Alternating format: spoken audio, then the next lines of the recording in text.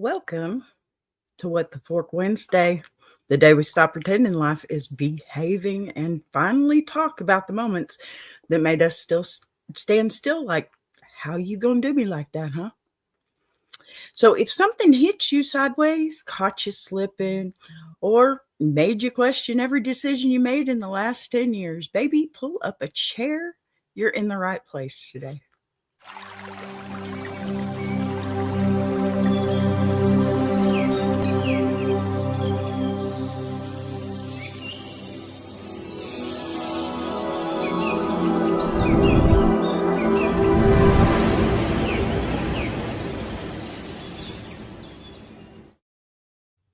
All right, y'all. Let me go on and ease myself into this chair because if there was ever a Wednesday built for this show, it's this one. Okay. Welcome to What the Fork Wednesday, the day of the week where everybody drops the act and admits out loud, yep, I'm hanging on by a thread.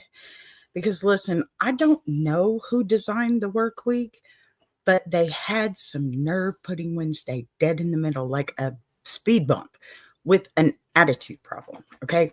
Monday at least shows up and announces itself. You know,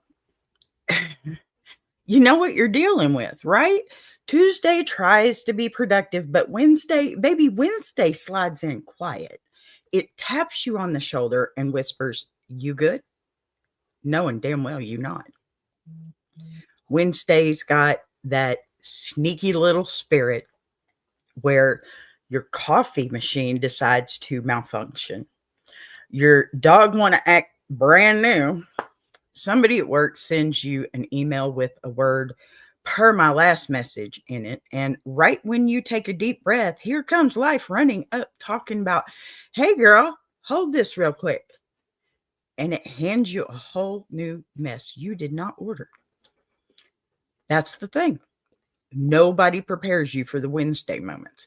Nobody warns you that midweek is when the universe checks your warranty and decides to run a software update on your patients. Now, nobody tells you that this is the day the devil schedules all his appointments. It's true. If something bizarre was going to happen, you bet your last dollar it's showing up on Wednesday. But that's why we gather here, right now, because this room, this space, this community, it's our midweek survival kit. It's where we take the nonsense we collected for the past 2.5 days and say it out loud before it starts leaking out our ears. And let me just say this, y'all. You come in here with a little extra energy today, okay? I feel it already. Maybe it's the Janice vibes still floating around because, y'all, that was a good show, wasn't it? It was a good one. I did good. All right. I'm proud of that one. Y'all got to go watch it, please. You should, really.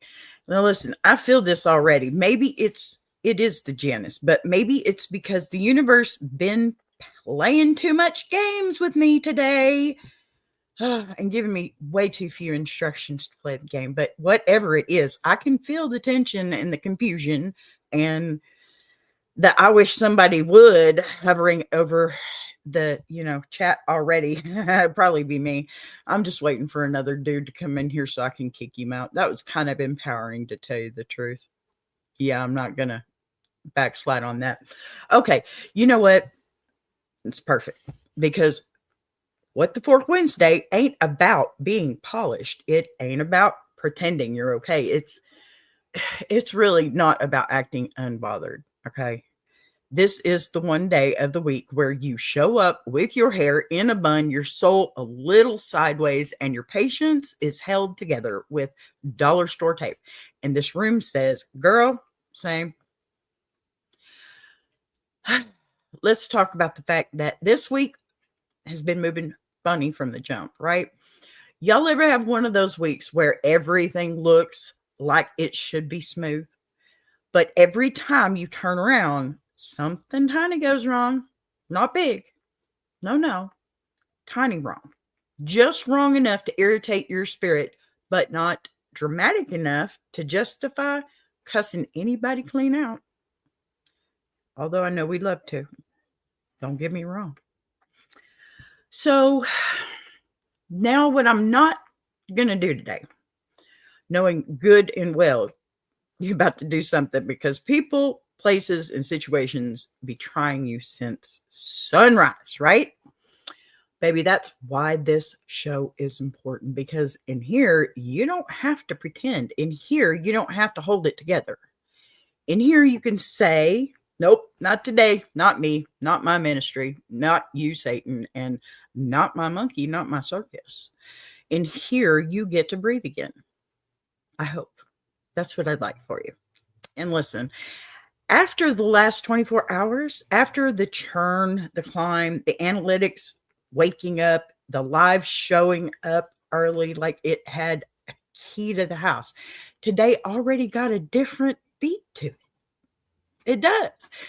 I'm walking into this show with a little more swagger myself because I can feel that shift. She's called Janice. Go watch it. I'm serious. You'll love it. And you know how I know the energy is right? Because even with all the nonsense life tried to toss at me, I'm still sitting here smiling like, let's go. We ready, right? Here I am. And here you are. I'm happy you're here. So yeah, welcome to What the Fork Wednesday. We're going to laugh. We're going to vent. We're going to side-eye together. Y'all got your glasses on. Come on, we can do this. And we're going to walk out of here lighter than we came in. That's my hopes for you. Oh, thanks. My name's not Kathy. Bye. Anyway, now, since we've taken the trash out and already agreed. See, I knew somebody would come in and test me today. It's Wednesday. Whatever. Let's go on and slide into my mess for a second. The other mess, not this one. Because y'all know, I don't come in here acting perfect. No, no ma'am. No sir. If anything, I'm the first one to say, let me tell you what just tried to take me out. It's true. And listen, I had one of those moments. One of those sit yourself down, blink real slow, stare at the wall type of moments where your brain just shuts down like, nope, I'm not processing that today. Like Skywire 3D, who just got banned. Not processing that. Don't have to. Not my job. You are certainly not my monkey. Okay, so try again tomorrow, please.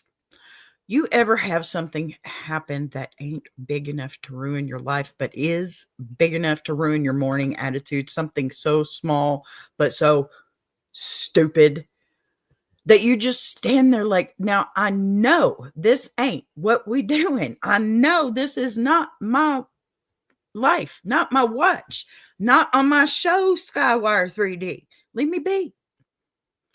And the worst part, it always happens when you think you're on top of things. I mean, you couldn't have been here at a better time, dude. Do you ever notice that, though? I'm sitting here thinking, man, What the Fork Wednesday was pretty good last week. This is going to go really good this week. I'm so stoked and all this stuff. And not even the first 10 minutes somebody in here trying to troll me. I love you trolls. You give me so much fire behind my show. Seriously, I love it. Y'all come on in.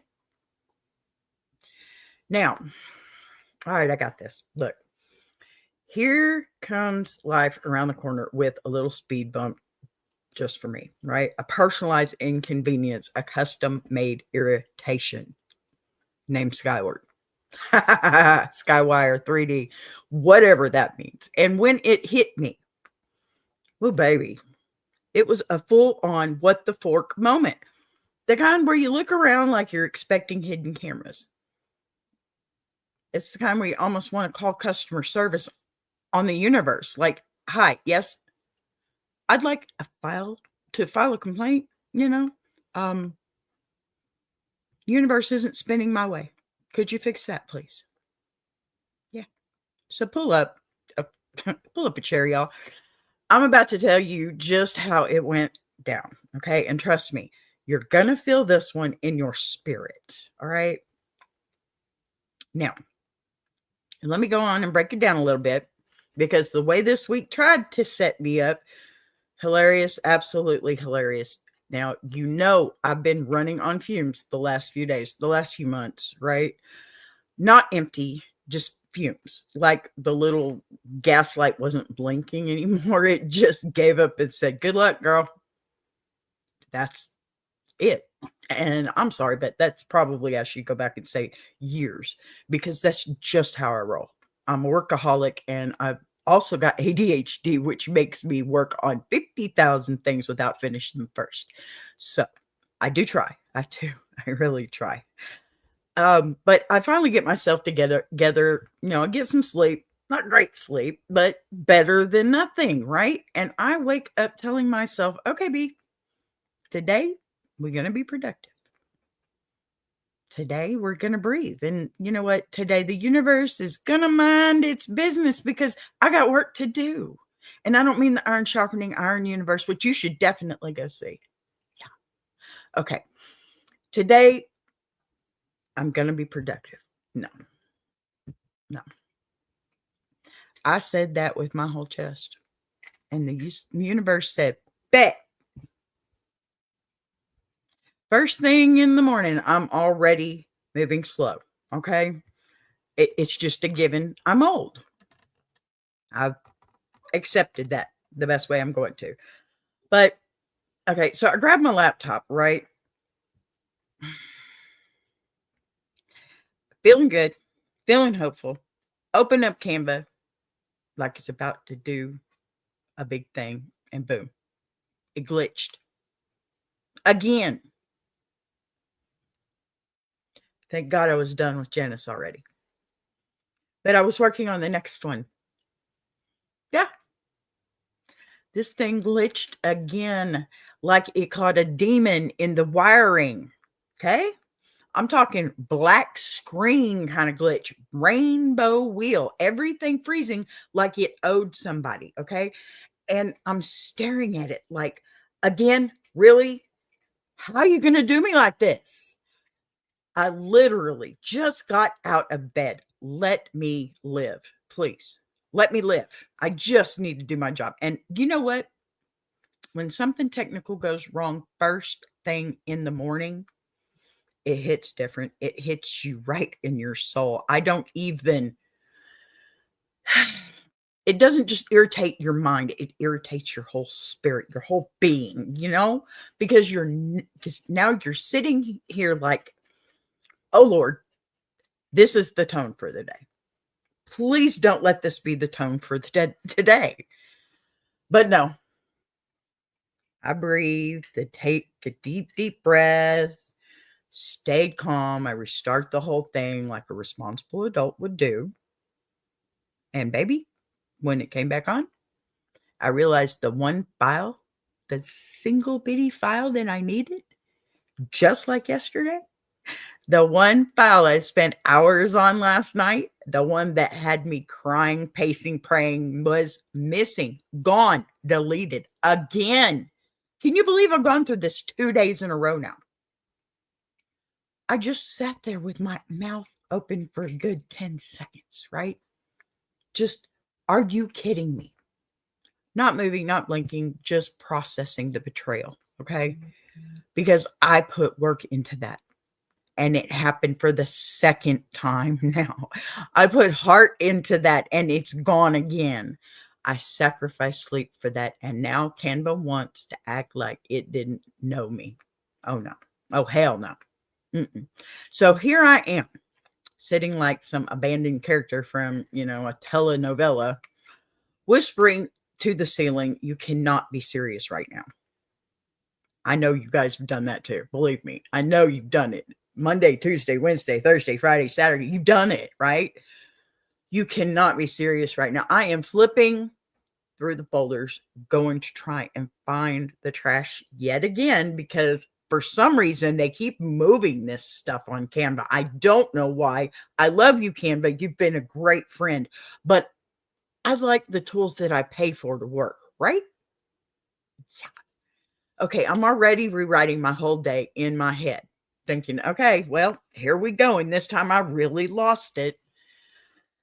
And then I checked one more spot, one more teeny tiny spot, because at this point I am just so desperate.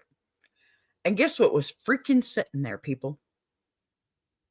Perfect, untouched, working better than ever. Like it had just taken a little spa vacation. Do you understand the rage and the relief that hit me at the same time? I almost passed out. Yeah. I went from funeral service to family reunion in 3 seconds. And honey, I'm a redneck. Okay. I said, oh, so now you want to act right after I already mourned you and the one before just yesterday. After I emotionally drained and questioning my calling, now you want to show up like you never left. Just like your sister did yesterday.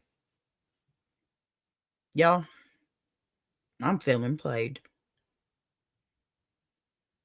I'm feeling played.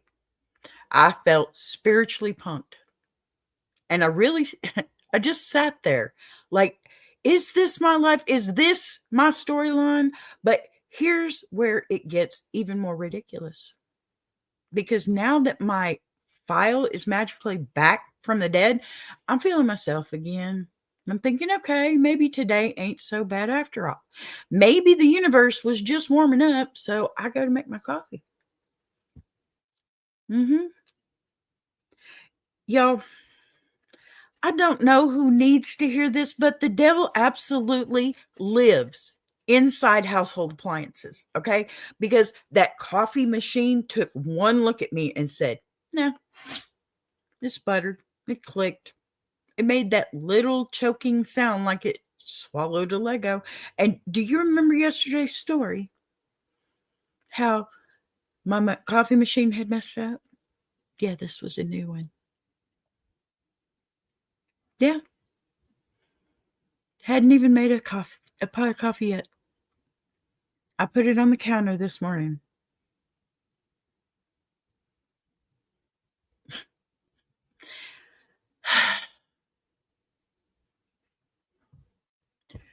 I mean, it spits out half a cup of coffee, right? Not even enough to drink, but just enough to piss me off.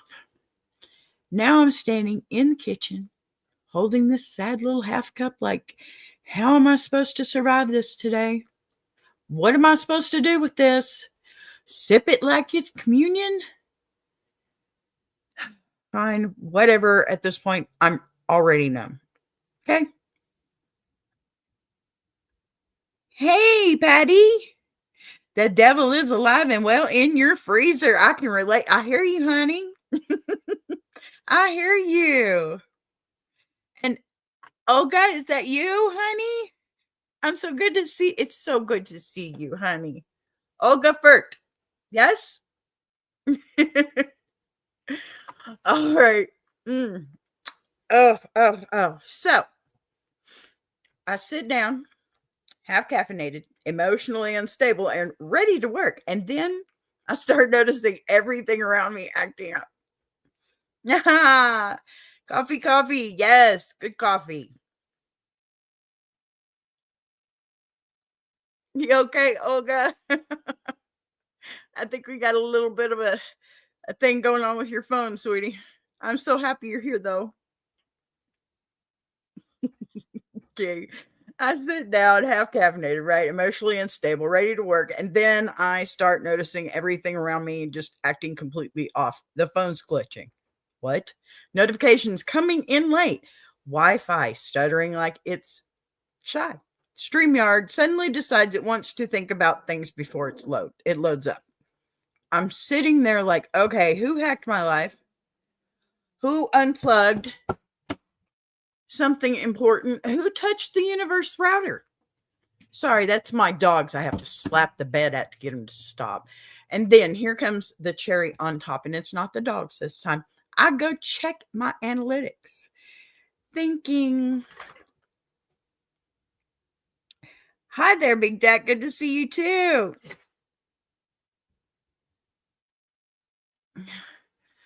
I got you, Ogard. I'm not sure which one you are. I think it's Ogafert.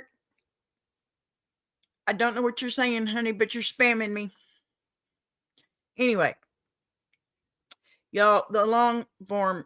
Okay, hold up. The cherry on top. I go to check my analytics, thinking maybe I'll get a little dopamine, right? Yeah, because things have been going so good. Maybe something will smile at me today. And y'all, the long form is climbing. The live is already showing up. The clips are working. And I'm just sitting here exhausted over it, annoyed, looking like someone who got dragged through chaos just to arrive at a blessing. And that's when it hit me. This is exactly what the Fork Wednesday is about. You get dragged, you get irritated, everything breaks down, nothing makes sense. And then something good pops up out of nowhere like, hey girl, don't be mad. Look what I did. Ugh, I swear, some days life feels like a toxic relationship that just it keeps buying you nice gifts, right? So yeah, that's been my week. A whole saga. Can I shout out your friend Nick Carmiel? He is a big fan. Is that, I hope I said his name right. Here, I'll even put you up on the screen. Can you shout out my friend Nick? Hey, Nick. Good to see you. I'm so happy you're a fan. How's that? Will that work for you, my dear? I'm happy you're here too. Wow, that's cool. All right, that just gave me a boost. Let's go. So yeah, that's been my week. It's like a whole saga, a whole emotional roller coaster, right? A whole buffet of nonsense with the side of miracles. And now that I've survived that, we can go on and get into your nonsense, okay? Yeah, that was pretty crazy. Now then, wow, isn't that nice? You know what? Tell Nick goodbye. See ya. We don't do gum jobs here. Unreal. Y'all, people, give me a break. You know what?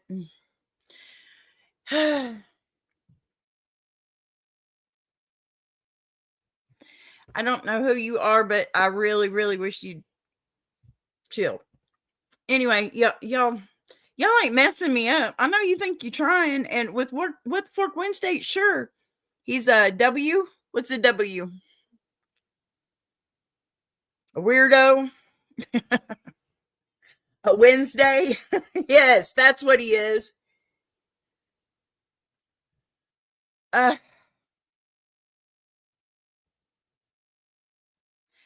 not sure who you are. I don't think you're who I think you are. And if you're not, you probably need to go somewhere else. Okay?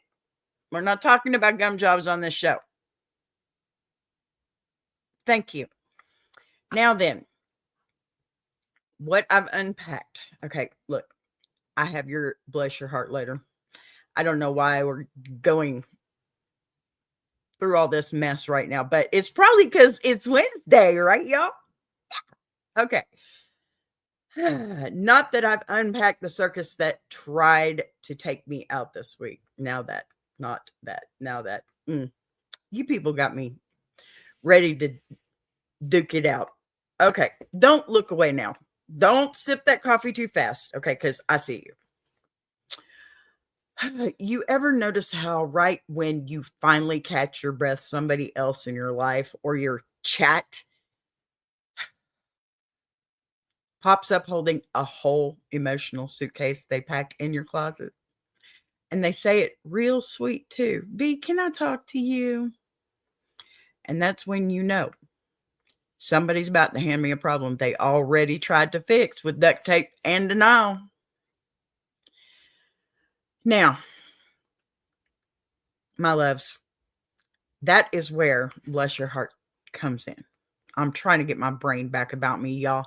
This is the part of the show where we take somebody's confusion, somebody's frustration, somebody's now I know I ain't crazy moments, and we break it down with honesty, humor, and a little bit of healing truth. Because today's letter, oh baby, this one's got layers. They always do, but this one's got layers. The kind of situation where you want to pat somebody gently on the shoulder and say, sweetheart, I don't know who lied to you, but it's time to stop letting folks play in your face. Oh, thank you. Thank you, Big Jack. I appreciate that. I truly do. So let's go on and open it up anyway. Let's see who wrote in today, and let's see what kind of nonsense life threw their way this week.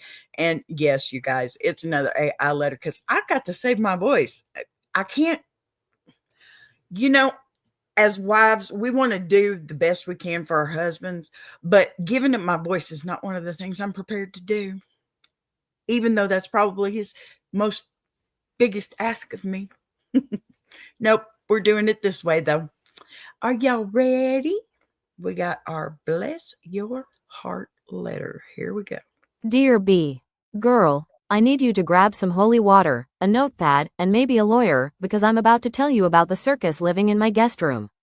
I invited my cousin to stay with me for a few days, while she looked for a job and got herself back on track. You already see where this going, don't you? Well, a few days has turned into 2.5 weeks, and she has made herself so at home I'm starting to feel like I'm the guest. She been in my kitchen rearranging stuff I paid for, changing my spices around like she Gordon Ramsay, moving my plates to help me flow better, and labeling my pantry shelves with sticky notes like I'm in kindergarten. And the worst part? She cooks big meals, and don't clean a damn thing. Not one pot, pan, not even the counter she messed up. When I try to hint that she's overstaying, she hits me with, you know God put me here for a reason. I'm helping you get organized. Girl, if this is God's plan, I need to see the rough draft. I told her I need the house quiet in the mornings because I work from home. She said she's claiming the living room in Jesus' name, and turns on YouTube sermons at full volume at 6:45 a.m. like she paying rent. And to top it all off, she invited somebody over last night without even asking me. Not family, not a friend, some man she met at Walmart buying rotisserie chicken. B. Am I wrong for wanting to pack her bags for her? Because if she cooks one more meal and leaves one more pot in my sink, I'm about to lose my religion and my housing stability.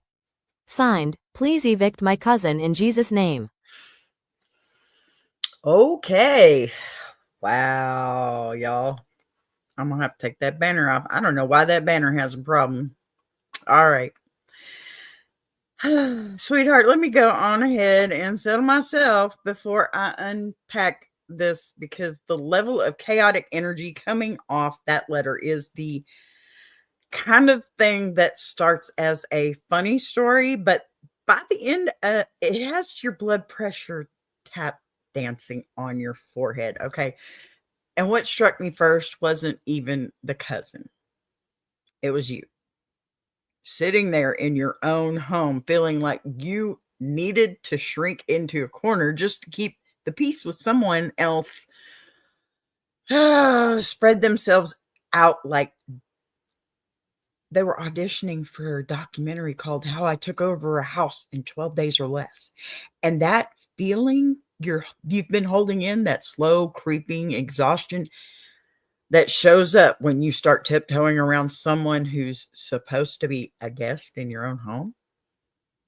That right there is already the sign that your boundaries have been stretched to the point of thinning out, because nobody should be living in their own home feeling like they need permission to exhale. Okay. Now, that kitchen situation, oh Lord, have mercy. I feel that one in my soul. Okay. There is something deeply intimate about the space where you cook, not because of the pots or the pans or the seasonings, not because it's where your daily rhythm lives. Okay. You know exactly where the paprika is, unless your daughter gets in there and makes a mess of the spice rack. Sorry, went off on my own tangent again. But you know where the paprika is, right? Not just because you placed it there, but because it belongs there in the flow of your life. And when someone wanders in to that space and starts rearranging things without even asking, that's not helpful. That is intrusive. Call it what it is. It's someone trying to impose their order on a space that doesn't belong to them. I mean, hence the word guest. Absolutely, absolutely, Patty. Losing my religion. That is a good song. I need to cover that one, don't I, honey? Wow. I'm going to write that one down. But all hell no is right. No, no, no.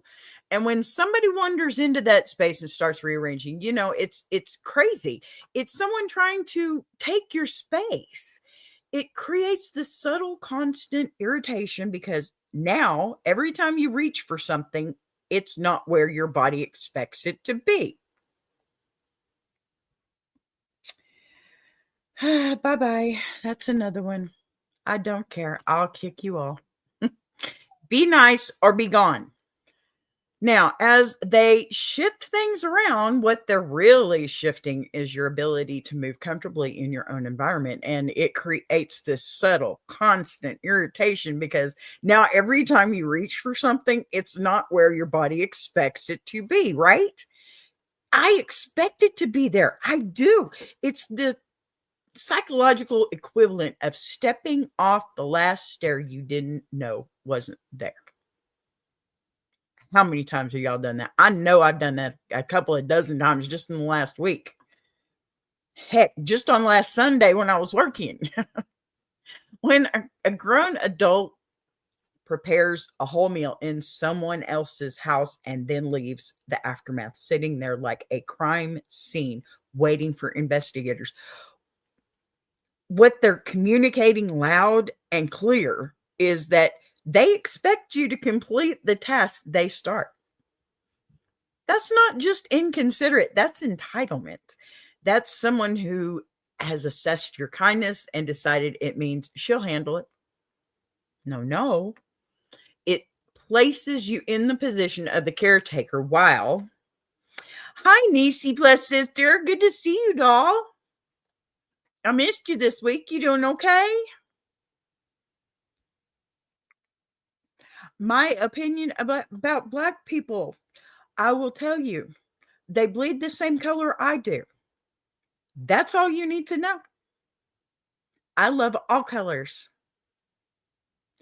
Okay, and then we get to the sunrise sermons, honey. Nobody, and I mean nobody who respects the home they are staying in wakes up before the sun, stomps into the living room, and starts blasting the gospel like they are the opening act for a revival tour.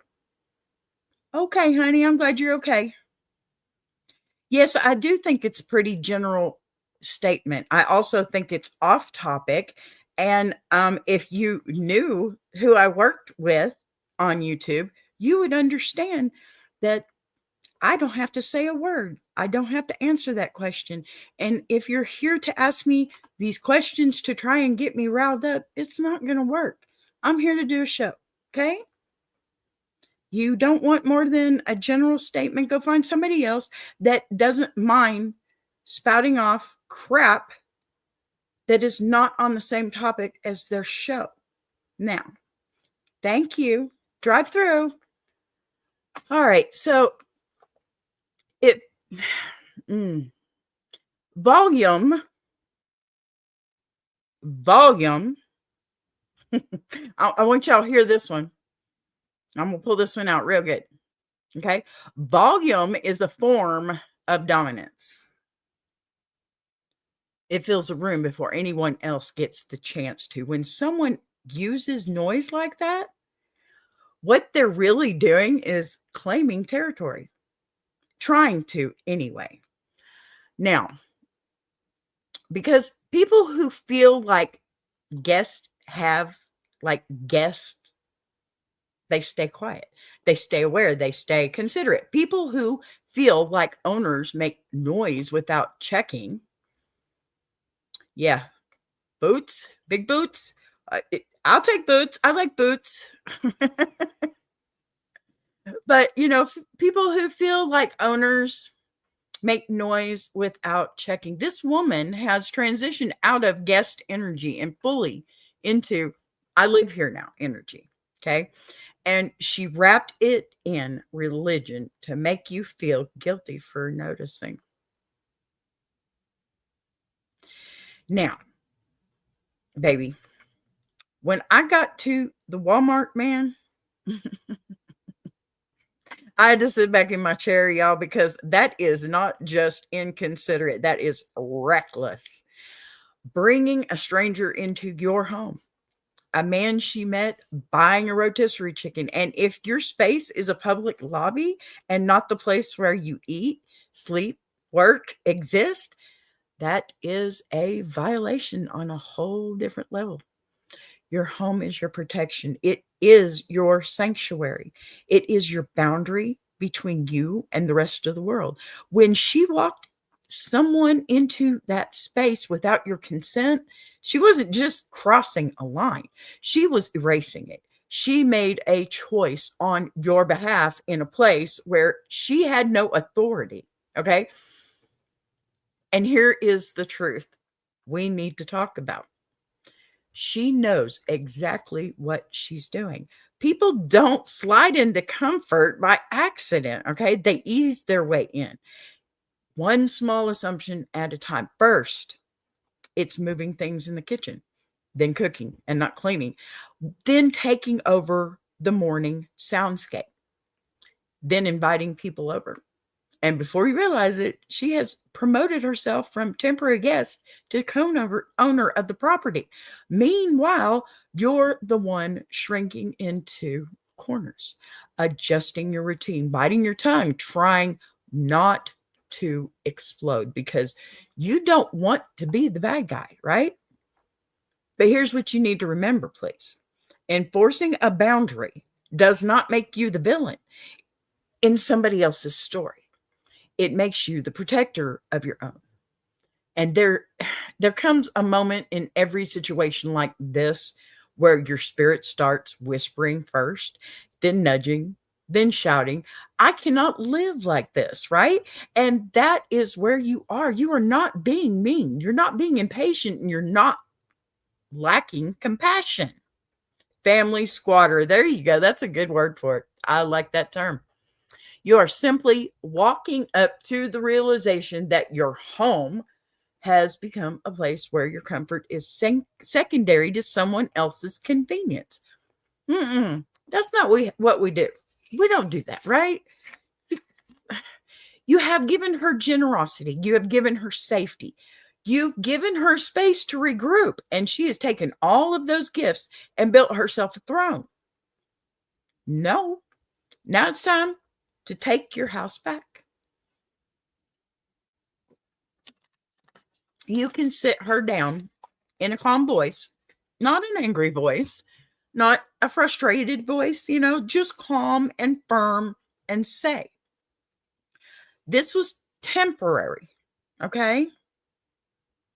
And temporary has ended. You need to make arrangements to go somewhere else. You don't need to justify it. You don't need to soften it, okay? You don't need to negotiate it. And you're not sending her into the wilderness. You're sending her out of a situation she has already abused. You want to solve God better by staying single or saying single forever. I don't think that's the answer, but here's the thing. You are your own person, and if you think that's best, then I'm proud of you for finding what you want to do with your life. Okay? Now, the minute you reclaim your space, the minute you say out loud that what your spirit has been begging you to say. You're going to feel the air change in your house.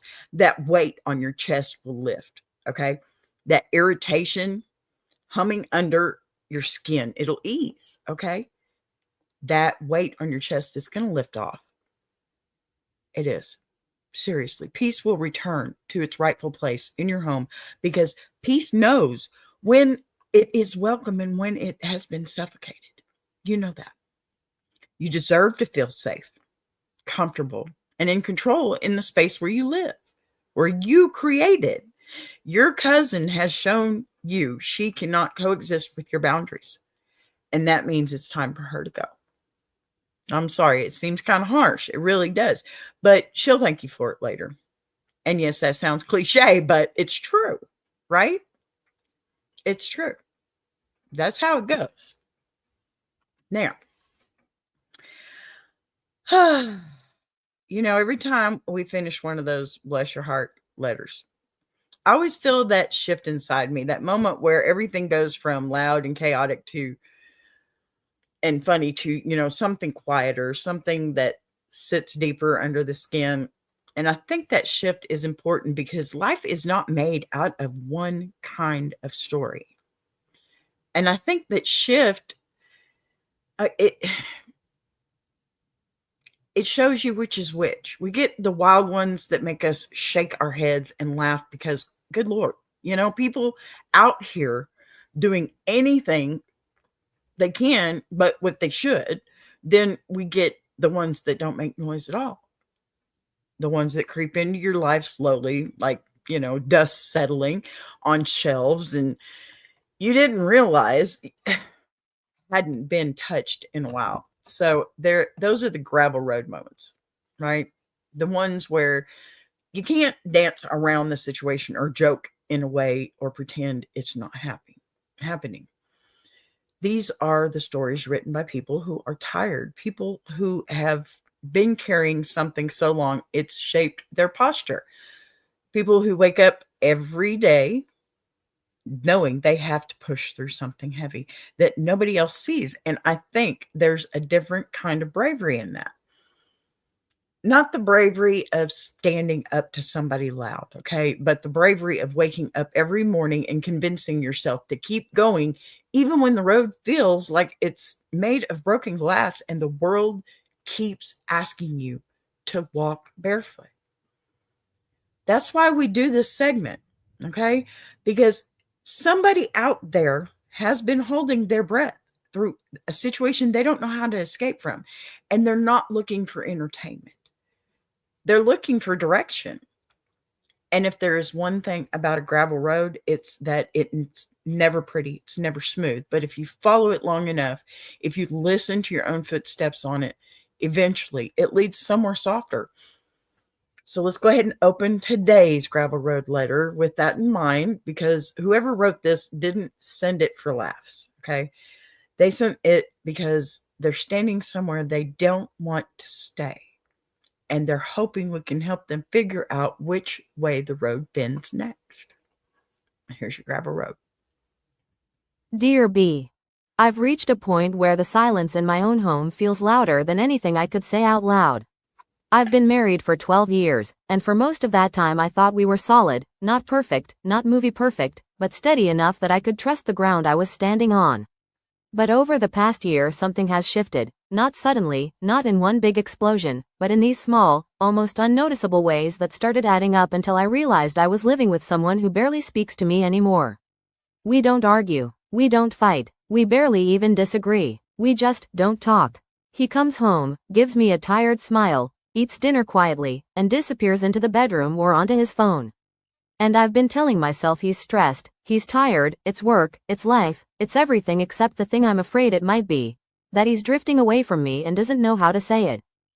I keep trying to bring things up gently, asking how he's feeling, trying to open the door, but he gives me these short answers that feel polite but empty, like he's keeping me at arm's length because he doesn't want to start a conversation he doesn't know how to finish. And in the meantime, I'm sitting in a house I used to feel safe in, wondering if the person I built a life with is slowly pulling away one quiet day at a time. I don't know if I'm imagining it, I don't know if I'm overthinking, and I don't know how to ask him what's wrong without sounding scared, but I am scared. I'm scared of waking up one day and realizing he left emotionally long before he ever left physically. I'm scared that if I push too hard, he'll retreat even more. I'm scared that if I stay quiet, nothing will change. And I'm tired of guessing, tired of tiptoeing, tired of feeling alone next to someone I love. B. I don't want to lose my marriage, but I don't know how to reach him anymore. Signed, still here but feeling invisible. All right. Well, sweetheart, let me just take a breath with you for a minute because that's a lot. Listen, when I read your letter, what struck me immediately, it wasn't fear or panic or even the sadness, okay? It was the exhaustion underneath every single word. The kind of exhaustion that doesn't come from yelling or fighting or trying to fix something that's broken, right? But from sitting in silence with somebody you love and slowly realizing that silence, it has become its own separate room in the house. And what makes that kind of quiet so heavy is that there's no clear villain, no obvious movement that you can point to and say that's when everything changed. Instead, the change drips in slowly, one missed conversation at a time, until you realize you've been standing in emotional fog for months. Still trying to remember when the sun last felt warm on your face. Listen, living in that kind of distance, that slow creeping separation where nothing is technically wrong, but nothing feels right anymore. That's one of the loneliest places a person can sit. I'm not going to sugarcoat it. You know I don't. Because you're not grieving something that ended. You're grieving something that's fading. And that is a different kind of heartbreak entirely. And the part that pulled me the most wasn't that your husband has gotten quiet. People get quiet sometimes. Life gets heavy. Work drains them. Stress stacks up. But what hit me was how you've been shrinking yourself in response to that quiet, trying to make room for him, even though he isn't giving you anything to understand. That's the part that wears a person down. And when you're trying to read signals that were never communicated, trying to decode emotions that he won't share, trying to love someone through a wall you didn't build, that's the worst feeling in a marriage. And it's not anger, it's not conflict, it's not disagreement, it's uncertainty. It's that constant second guessing, right? Did I do something? Did something change? Is he hurting? Am I losing him? You're trying to fill in blanks that he doesn't even seem to notice he's leaving behind. And that puts you in the position of carrying the emotional weight for both of you, which no marriage can sit comfortably on for long. But let me say something that I hope sinks in gently.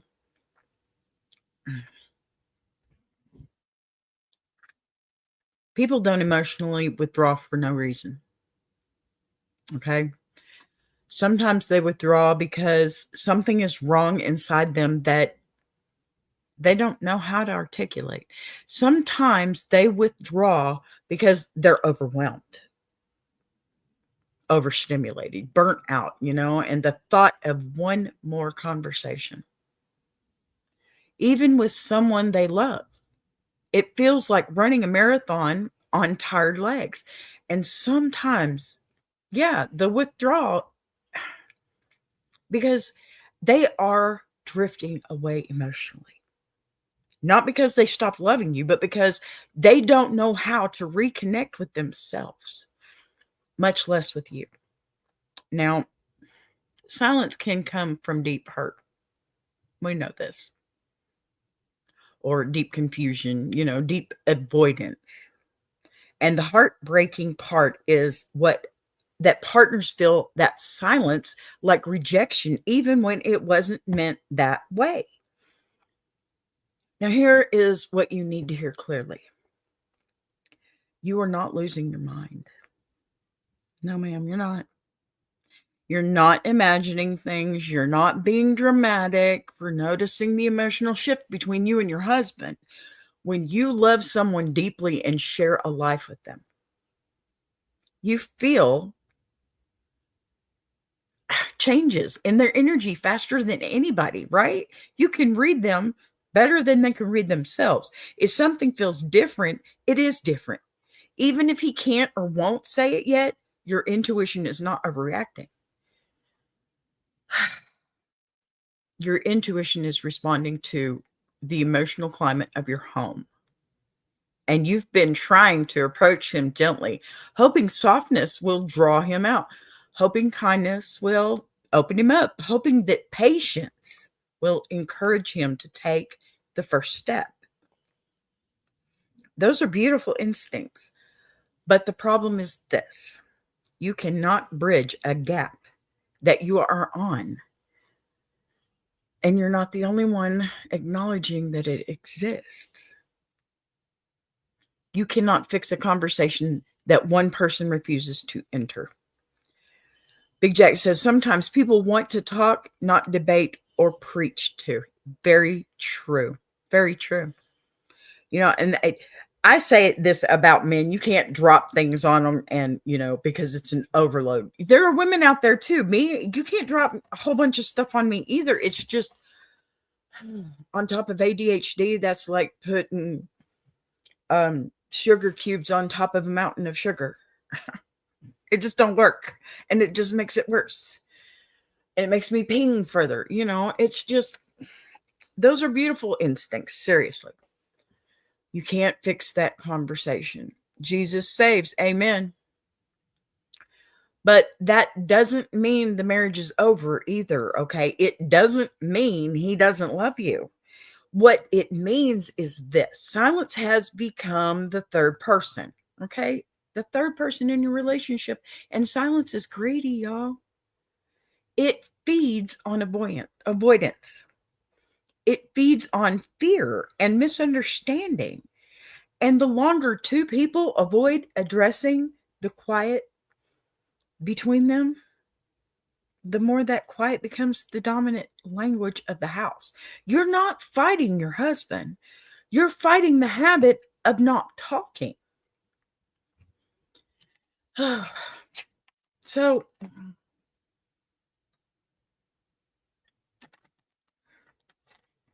what do? You stop walking on eggshells. You stop tiptoeing around the truth because you're afraid the truth might confirm your fear.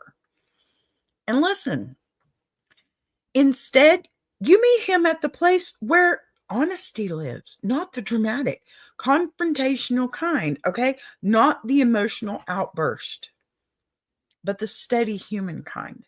You say something like, I feel distance between us and I miss you. I'm not accusing you. I'm not blaming you. I'm asking you to let me into whatever you've been carrying because I don't want us to drift further apart without understanding why. It's not hard. You keep the focus on connection, not confrontation. Fear pushes people away. Vulnerability, it brings people together, okay, and closer. And right now, what he needs from you is not a demand for answers, but an invitation back into the relationship. That sounds crazy. I know it does, but it's true. Okay? May 9th, 1992. That's the day I was married to my one and only husband that I am still married to now.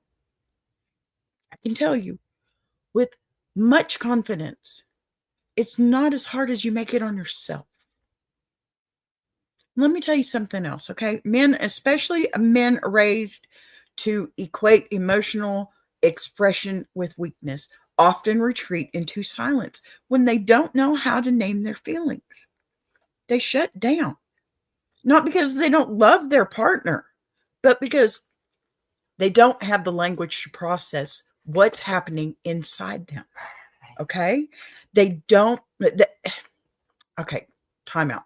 That doesn't excuse the behavior, okay? But explains why pushing them too hard, too fast can make them retreat even further. It's not that he doesn't want connection. It's that he doesn't know how to reopen the door he closed. So your approach, it has to be tender but direct. I'm here, I love you, but this silence is hurting us, and I need us to talk about what's going on. Very non-confrontational. But here's the part that requires courage, okay? You have to be prepared for what truth comes out of that conversation. It may be about work, stress, depression, burnout, personal struggles he has kept to himself. Or it may be about the marriage itself, about emotional shifts he didn't know how to express, whatever it is. You need clarity more than you need comfort right now. Because living in emotional limbo is more painful than any truth he could tell you. Even if the truth is hard, once it's spoken out loud, you can do something with it. You can work together. You can rebuild. You can heal, but you can't fix silence. Silence doesn't tell you where to start. And sweetheart, let me tell you something else. I'm going to try and ease this fear that you may not have said, but I know is sitting in the back of your heart. The fact that you're hurting does not mean the marriage is failing. The fact that you're scared doesn't mean it's ending, for sure. The fact that you feel invisible right now, it does not mean you're unloved. It means something is out of alignment, and the two of you need to turn towards each other, and instead of away, okay? Turn towards each other. Emotional distance does not have to it doesn't have to be permanent if both people decide to meet in the middle. And sometimes what looks like detachment is really a person drowning quietly, hoping someone will notice they're underwater. What you deserve, what every partner deserves, is to feel chosen and seen and emotionally safe. If your husband has retreated, and if he still loves you, then all he is waiting for is a moment where he can step back into connection without feeling like he's walking into conflict. Yes, Big Jack, you're right. Sometimes nothing going on means nothing is going on. Yes, if they tell you, look, if a woman tells you yes or no, there's something not going on or whatever, nothing's going on, then you don't believe that. But if a man tells you that, you wholeheartedly, with your full chest, believe it. He's telling you the truth because that's where he's at. And it could be something that he doesn't even want to worry you with, or it could be absolutely nothing at all. And asking him 20 times a day, well, that turns it into a problem. God, why are you asking me? I told you 10 times already. I'm fine. There's a whole new argument. And just because you thought you were being compassionate and caring, no, you were being annoying, nagging. It's true. If if this is all important to him too, if he loves you, he truly has pulled away emotionally and is afraid to say so, and then your courage is starting this conversation with, "Will still save." Oh my gosh, sorry. Listen, clarity is not the enemy, okay? Uncertainty is. And right now, the greatest gift you can give yourself is the truth, period. No matter what it is, you are not invisible. You're not imagining things, and you're not alone. And this moment, as painful as it is, can be the turning point where both of you learn how not to stop, or how to stop living next to each other and start living with each other again, right? But it begins with one brave, honest conversation, one that invites him back into the marriage instead of waiting for him to remember how to knock. Ladies, let's be honest, because, man knocks on the door, and half the time we're pulling the knocker out of their hand and saying, wait your turn. Okay? Let's be honest. As women, as homemakers, there are a lot of things that we do. And, mothers, grandmothers, homeschoolers, stuff like that. There's a lot of things you got on your mind. But let me tell you something. A man's mind works as this. The one single solitary thing that he needs to do right at that moment is what he focuses on. That's what he's trained himself to do, so that there are no problems in his woman's life. Y'all need to remember that. Y'all need to remember his father trained him like this, because that's the way him and his mother were, or his mother and his father were. Y'all need to remember that this is pre-programming. And if you want to reprogram, you got to talk to the user first. You can't just do an update and think they're going to get it. Okay? Big Jack says, don't wait until he is in the middle of doing something to start a conversation. Amen. Amen. Amen. And you know what? The best thing to do in any kind of situation is just when you have time. It's okay to ask for time from somebody. Don't ask them when you know they're busy, obviously. But hey, when you're not busy, do you mind if we have a talk? And don't make it sound like it's going to be one of those, when somebody says, hey, I need to talk, the first thing that comes to my mind is, oh, hell, what now? Right? Don't make it one of those moments.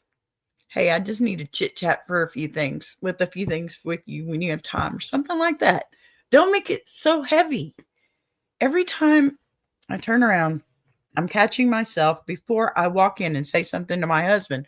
I will stop and I will remind myself that, hey, that sounds like a conflict waiting to happen. How about say it differently? You owe yourself, period. You owe yourself the right to stop and think about what you're going to say before you say it. That is the easiest, most God-given talent any person in this world has. And 90% of the world, no, I'm not even going to put statistics on that. Look, not all these people do it. They should, but they don't. I'm encouraging you to, because especially if you want your marriage to last. Because let me tell you, I have not had a beautiful, wonderful fairy tale wedding or marriage. And nobody should. Okay. That's boring, number one. And, if you can't grow together, right? So you have to start. And first thing first, find your issue, find your biggest issue, and then work on that. And you don't have to fix it overnight. You don't even have to fix it in the next few minutes. These are things you have to learn how to see the little things in. Okay. You've got to find the little things in all this. Otherwise, it's just it's gonna explode, and you're not gonna survive it. You're just not. 35 years in marriage. I love my husband with every single ounce of my being. I do. We still have our problems, and we're still gonna have our problems. We just have to try and make those wow moments outweigh all the others. And they do. They do. When you stop and think about it, they do. And, I also encourage that if you're having a moment where you just can't breathe, sit down and think about, I don't know, if you've got a kid, think about the day they were born. Sit down and think about that first birthday or that first grandchild. Give yourself 5 minutes to think about something good in your life, so that what is so bad does not outweigh all that stuff. You've got to take a deep breath and stop putting yourself in that kind of position, All right, y'all. Oh, that one's a rough one because, there's been times that my husband and I, we weren't so close. And there were times where we split up and we got back together. And even though we thought, when we got back together, hey, this is going to work and everything, we still have problems. Guess what? Those problems were still there even after being apart for a little while. And that's okay. Because guess what? It's still one of those things that you have to learn with your partner in order to keep the marriage going. Just because you leave somebody, it doesn't mean the marriage has ended there. It doesn't. Okay, I'm living proof. My husband and I have split up and for years apart. Okay. I'm not sugarcoating nothing. And I'm being honest. My husband and I, we've been split up for 3 years before. But you know what? We keep finding our way back to each other. And you know what else? When we do, even no matter how it being 3 years apart, the problems were still there when I come back. When he came back, when we came back, they were still there. They still had to be talked about. So stop for a minute. Take a breath. Say what you got to say. Don't sit on it. Don't be confrontational with it. Don't toss it on top of him while he's in the middle of the work week, okay? Take a minute and breathe and talk about it. Don't fight about it. Don't debate about it. Talk. Communication is key. 35 years, I'm telling you, communication is key. So, all right, before I wind this episode down completely, I want to take a moment and remind everybody here why this space even exists, okay?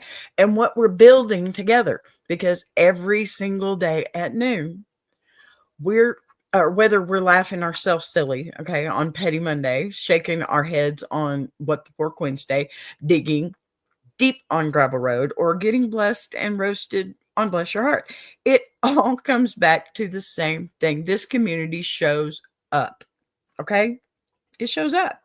And I'm so proud to be a part of it and have you all with me, okay? Now, I lost my place. I'm sorry. Yes, this one's scripted.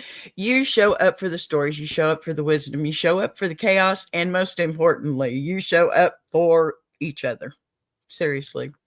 And if you're new here, or if you've been watching quietly in the back, this is your moment to step a little closer to the table. Make sure you're subscribed so you don't miss a single day. Because we do this live Monday through Friday at noon. I just changed all that because Saturday is Jukebox Journey. And every show has its own flavor, its own rhythm, its own little piece of healing wrapped up in humor and truth. And don't forget, the Ask Me letters are always open. If you've got something weighing on you, something you're confused about, something that, your mama wouldn't let you ask at Sunday dinner, or something that just needs a little boss bee perspective, send it on in. Okay? Just send it on in. It's BBTV Productions 1@gmail.com. Okay? And I'm going to see if this is going to, watch it. It's going to slow me down again. I'll just do this one. Here, we'll do this one. That one right there. Okay? Because it is true. BBTV is just one galaxy in the iron sharpening iron universe. And please make sure you check them out, okay? All our galaxies are spinning. Big Jack, Walt Talks, Mom Lions, and yours truly. I really hope you enjoyed this show today.